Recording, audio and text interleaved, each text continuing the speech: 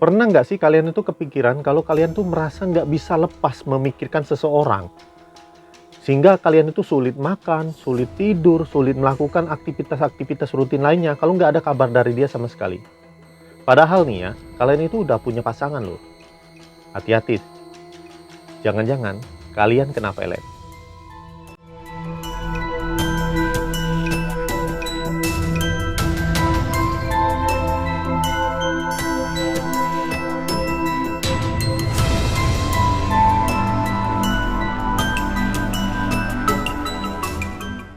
Hai semuanya, selamat datang di Sebelum Pukul 3, di mana kita akan membahas berbagai hal terkait dunia metafisika, misteri yang ada di dunia, fenomena-fenomena gaib, fenomena supranatural, aneh, tidak logis yang ada di sekitar kita. Dan kali ini kembali pada segmen Sebelum Pukul 3 pagi.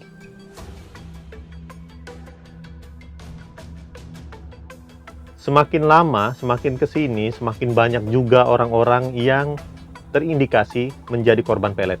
Baik itu pasangan kamu, teman dekat kamu, orang-orang di sekitar kamu, saudara kamu, bahkan orang tua kalian sendiri atau mungkin kalian sendiri. Fenomena psikologis yang memang nampak sepele.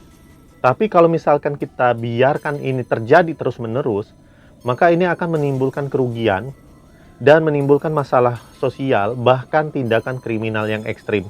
Sudah banyak di luaran sana contoh-contohnya. Ilmu pelet itu memang tidak bisa dibuktikan, tetapi memang mereka itu ada, eksis sampai hari ini. Dan fun fact-nya nih ya, bahkan terkadang ada pelaku-pelaku yang nggak sadar kalau mereka itu melakukan praktik ilmu pelet. Fenomena ini biasanya dipicu oleh berbagai macam hal. Kebanyakan itu karena ketidakpuasan terhadap pasangan, adanya unsur ingin balas dendam, kemudian terjebak nostalgia, kemudian juga korban KDRT, bahkan stres akibat tuntutan kebutuhan.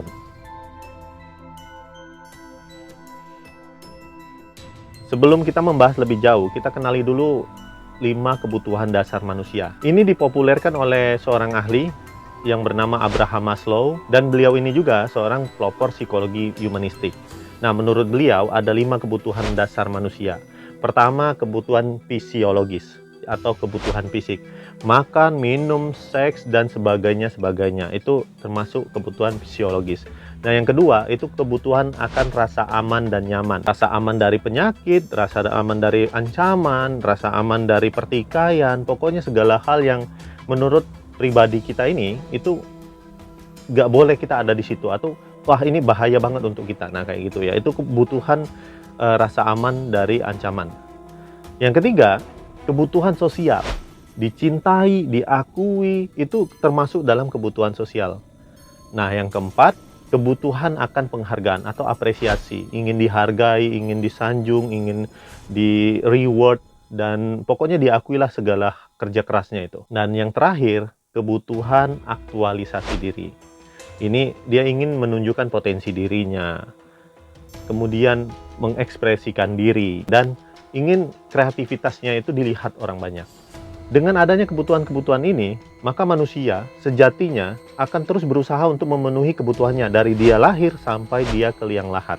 Lantas apa sih kaitannya dengan bahasan kita? Kok sampai membahas tentang teori kebutuhan gitu kan? Nah, sebut saja teman-teman bahwa ilmu pelet ini adalah sebuah sarana psikologi instan untuk memenuhi kelima kebutuhan tersebut. Instan loh ya. Maka dalam pengertian sederhananya, ilmu pelet ini adalah sebuah praktik yang secara spesifik mempengaruhi target agar berperilaku sesuai keinginan pelakunya. Namun perlu diketahui ya bahwa segala sesuatu yang diraih secara instan itu akan memberikan efek yang luar biasa, yang besar. Yang artinya ketika kamu menggunakannya, maka kamu harus siap dengan resiko yang ditimbulkan setelahnya. Terlebih jika kamu menggunakan klinik dalam prosesnya. Jika menggunakan klinik, berarti ada dong yang nggak perlu menggunakan klinik. Ya ada. Yang artinya tanpa bumbu-bumbu klinik, kalian bisa menggunakan ilmu pelet ini atau mempraktikkan ilmu pelet ini dengan permainan psikologi namanya. Nah, dengan berbagai pengalaman dari orang-orang yang saya temui, saya membagi praktik ilmu pelet ini menjadi 3 jenis. Pertama, ilmu pelet yang tidak alami atau yang menggunakan sihir.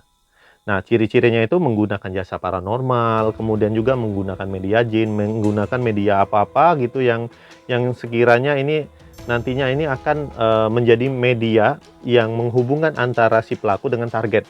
Sehingga secara instan nih target itu akan tertarik pada pelakunya. Nah, resikonya adalah pertama ya, yang paling pertama itu adalah menyimpang dari ajaran agama, apalagi kalau misalnya praktiknya atau prosesnya itu dilakukan dengan tidak benar.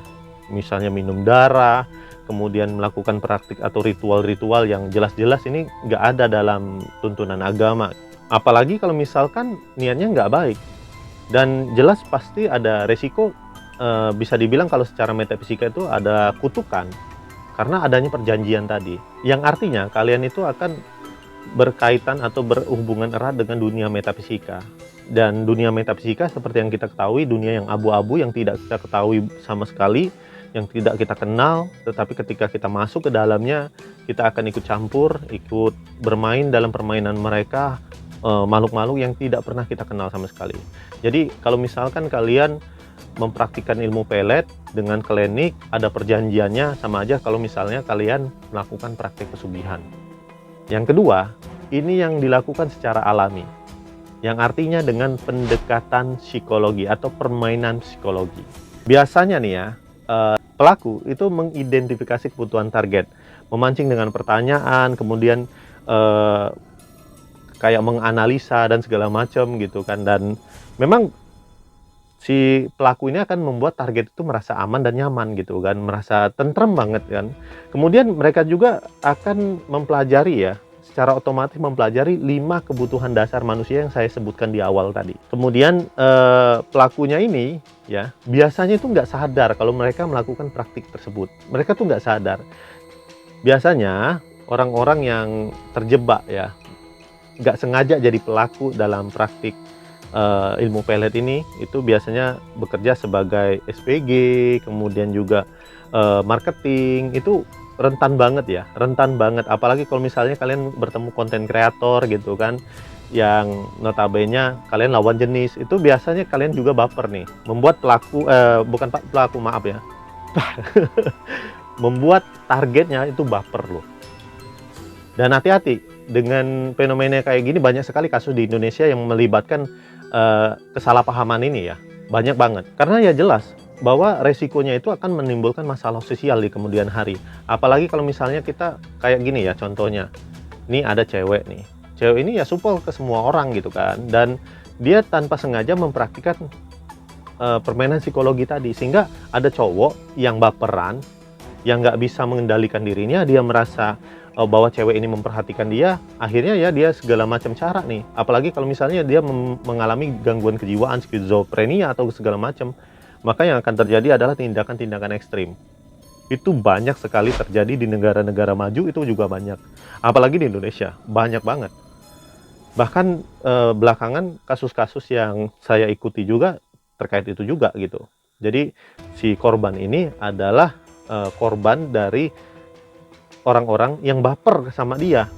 Banyak yang kayak gitu. Nah, yang ketiga ini nih, yang ketiga ini adalah ilmu pelet yang paling bahaya ya. Jadi saya menyebutnya ini metode campuran.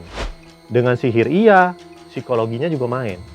Jadi dia menggunakan semacam sihir ya, ilmu klinik gitu kan. Jadi ilmu pelet yang didapat dari berdukun gitu kan. Dan juga dia menggunakan trik-trik psikologi. Nah, biasanya ini banyak sekali dilakukan oleh pelakunya itu adalah cewek-cewek yang bekerja pada dunia malam, LC, sorry ya. Kemudian cewek-cewek, wanita-wanita yang penghibur, itu banyak banget yang melakukan praktik seperti ini. Bahkan pria-prianya juga seperti itu. Dan memang banyak sekali klien yang datang kepada saya, itu memang terjebak dalam kategori yang ketiga ini. Jadi metodenya campuran, dia pakai sihir iya, kemudian psikologinya juga main, sehingga lepasnya itu sulit banget teman-teman, parah malahan. Jadi bapernya itu bukan main, dari gangguan yang disebabkan oleh bangsa jin, gangguan juga disebabkan oleh psikologi gitu kan, bahaya banget yang kayak gini. Jadi dibilang gila juga enggak gitu kan orang ini, dibilang waras tapi gila gitu kan, gila perempuan yang tadi malahan kan, yang biasanya saya temui ya, begitu saya lihat fotonya, waduh, malahan cantikan istrinya daripada si perempuan yang itu gitu kan. Tapi ya emang kayak gini parah banget. Nah, dari 3 jenis ini mana sih yang butuh effort lebih untuk mengobatinya? Jelas banget kalau yang metodenya campuran. Itu jelas banget. Kita perlu mematahkan sihirnya. Perlu banget cari di mana nih bukulnya, atau target ini kira-kira dikenainnya di mana? Lewat minuman, lewat foto, atau lewat apa gitu kan.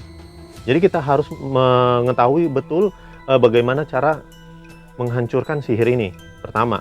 Yang kedua, sihirnya udah selesai, psikologinya. Nah, ini yang bahaya. Psikologi ini butuh waktu bertahun-tahun terkadang. Jadi ya memang effortnya harus lebih yang metode campuran ini. Kemudian apa sih yang biasanya ditimbulkan secara umum ya? Secara umum apa sih yang ditimbulkan oleh korban gitu kan? Pertama, itu sulit berkonsentrasi orangnya. Mereka tuh akan sulit berkonsentrasi. Yang biasanya rajin jadi males. Yang biasanya itu supel jadi pendiam. Terus juga yang orangnya tegas jadi baperan. Jadi kalau ketemu orang ini baik, lembut orangnya, kayak gitu ya. Itu yang paling awal ya. Pertama itu sulit berkonsentrasi orangnya. Nah, yang kedua, ada keinginan untuk terus dekat dengan si pelaku. Jadi udah mati logikanya. Pokoknya semua dunia ini yang ada itu wajahnya pelaku. Bahkan di bulan pun wajah pelaku udah ada. Ya, di kehidupan dia tuh pokoknya mau makan, tidur, ya, sampai beol, maaf ya. Sampai beol sekalipun itu dia harus mikirin nih pelaku gitu. Sampai bener-bener baper kayak film-film India yang kalau misalnya dia jatuh cinta keliling-keliling nari-nari gitu kan. Wah, itu kayak gitu. Nah, yang ketiga, jelas dari semuanya tadi sulit konsentrasi, kemudian ada keinginan untuk terus dekat, terjadi perubahan perilaku dan mood. Biasanya dia nggak suka duren jadi suka duren. Biasanya dia nggak suka kopi jadi suka kopi. Biasanya yang merokok jadi enggak. Itu jelas banget. Apalagi kalau misalnya orangnya ini terkenal orangnya tegas jadi lembut. Orangnya lembut jadi tegas. Kemudian orangnya pendiam jadi pemarah. Nah, itu banyak faktor ya. Banyak faktor yang memperjelas bahwa orang ini sejatinya kena sesuatu, yaitu pelet.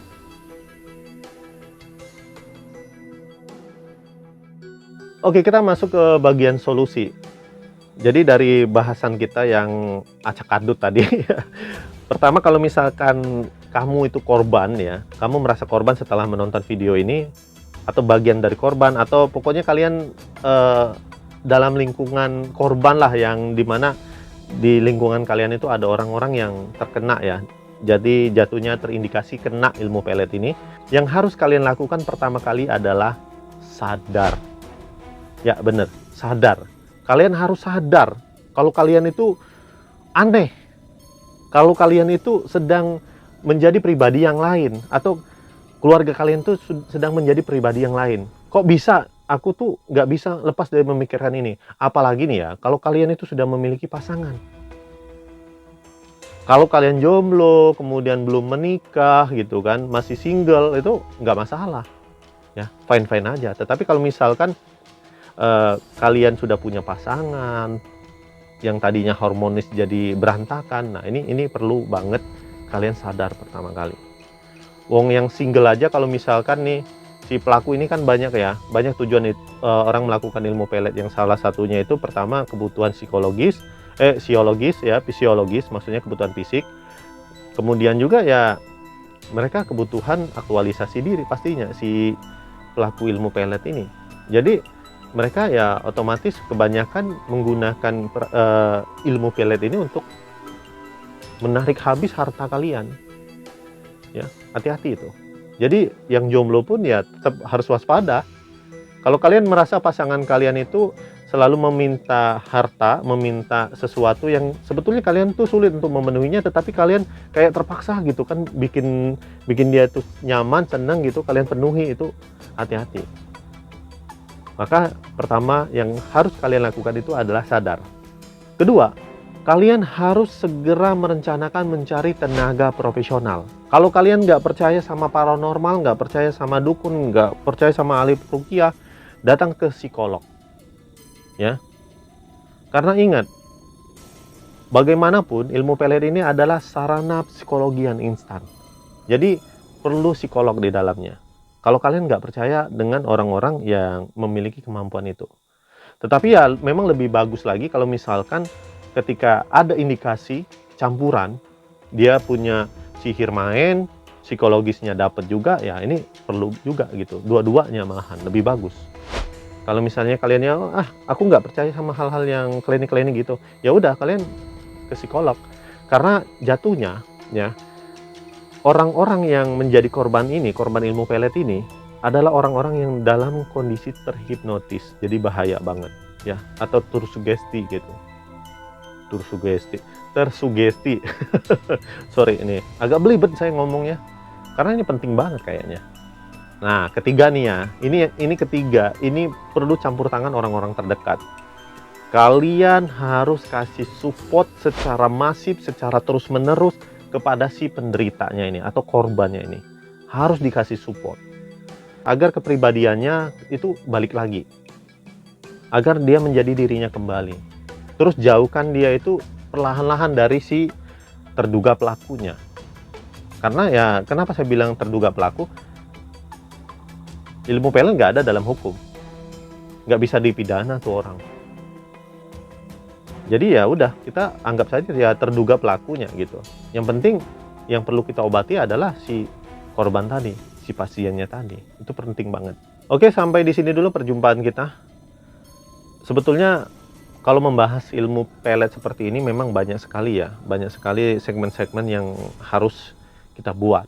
Ini untuk perkenalan aja kepada kalian. Kalian bisa tulis di kolom komentar. Saya lebih senang kalau misalkan kalian menceritakan pengalaman kalian atau mungkin kalian berbagi kisah ya. Berbagi kisah tentang orang-orang yang terkena dampak ilmu pelet ini. Jadi kalau misalkan memang di sekitar lingkungan kalian itu memang ada yang terdampak, ya silahkan kalian tulis di kolom komentar gitu kan. Atau kalau kalian punya kritik dan saran yang membangun, itu lebih bagus lagi. Jadi ini untuk perkembangan channel Seputi ke depannya. Saya akan mengubah metode-metode yang ya bikin kalian nyaman lah, nggak bertele-tele gitu. Akhir kata, wabillahi taufiq wal hidayah. Wassalamualaikum warahmatullahi wabarakatuh. Om Swastiastu, Namo Buddhaya, salam sejahtera, salam kebajikan, salam. Dan inilah sebelum pukul 3 pagi. Terima kasih semuanya.